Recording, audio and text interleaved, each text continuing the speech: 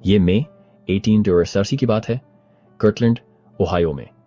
Church तब भी बहुत नया था, मुश्किल से 3 साल का, लेकिन रेवलेशन तेजी से आ रहे थे। जोसेफ स्मिथ ने अभी अभी स्कूल ऑफ द प्रॉफिट्स शुरू किया था और सेंट्स इकट्ठा हो रहे थे, एक ऐसी दुनिया में गॉड को जानने की कोशिश कर रहे थे जो उन्हें ठीक से समझती नहीं थी। डॉक्ट्रिन एंड कवेनेंट्स सेक्शन 93 आया ऐसा रेवलेशन जो उन्हें पहले कभी नहीं मिला था।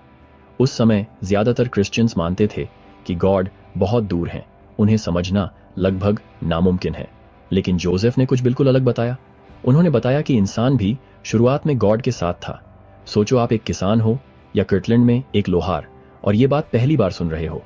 अचानक से आप सिर्फ एक फॉलोअर नहीं बल्कि एक वारिस हो, कोई ऐसा जो पैदा होने से पहले गॉड के साथ रहता था, जिसे उनकी फुलनेस मिलनी तय है। ये डॉक्ट्रिन सिर्फ स्कॉलर्स के लिए नहीं थी, ये सिडनी रिगडन और फ्रेडरिक जी विलियम्स जैसे लोगों तक पहुंची, जो कन्वर्ट्स थे, अभी भी थोड़े कच्चे थे, अभी भी चीख रहे थे। ये आइडिया कि हम सबका एक प्री मॉर्टल एग्जिस्टेंस था, कि हम गॉड की लाइट और ट्रूथ को स्टेप बाय स्टेप पा सकते हैं, ये बिल्कुल रेवोल्यूशनरी था। डॉक्ट्रिन एंड कवेनेंट्स सेक्शन 93 वर्स 13 हमें सिखाता है कि जीसस को भी शुरुआत में फुलनेस नहीं मिली थी, बल्कि उन्होंने ग्रेस टू ग्रेस प्रोग्रेस किया। और फिर लॉर्ड प्रॉमिस करते हैं, तुम्हें ग्रेस फॉर ग्रेस मिलेगी। मेरे लिए इसका मतलब है होप। क्राइस्ट जैसा बनने का रास्ता इंस्टेंट नहीं है। इससे कोई फर्क नहीं पड़ता कि आप एक प्रॉफिट हो या एक न्यू कन्वर्ट या कहीं बीच में।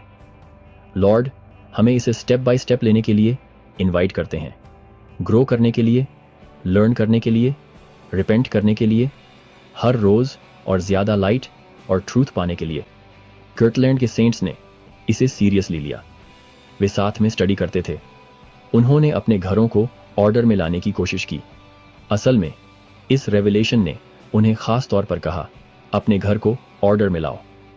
लॉर्ड उन्हें स्ट्रॉन्ग फाउंडेशंस बनाने के लिए इनवाइट कर रहे थे, वहीं से शुरू करते हुए जहां वे खड़े थे। ये हमें सिखाता है कि गॉड कौन है, बल्कि ये भी कि हम कौन हैं, इटर्नल बीइंग्स, डिवाइन ऑरिजिन के बच्चे। जब हम ये जान जाते हैं तो सब कुछ बदल जाता है। हमारी चॉइसेस, हमारी हैबिट्स, हमारी होप्स, वे सब और ब्राइटर हो जाती हैं।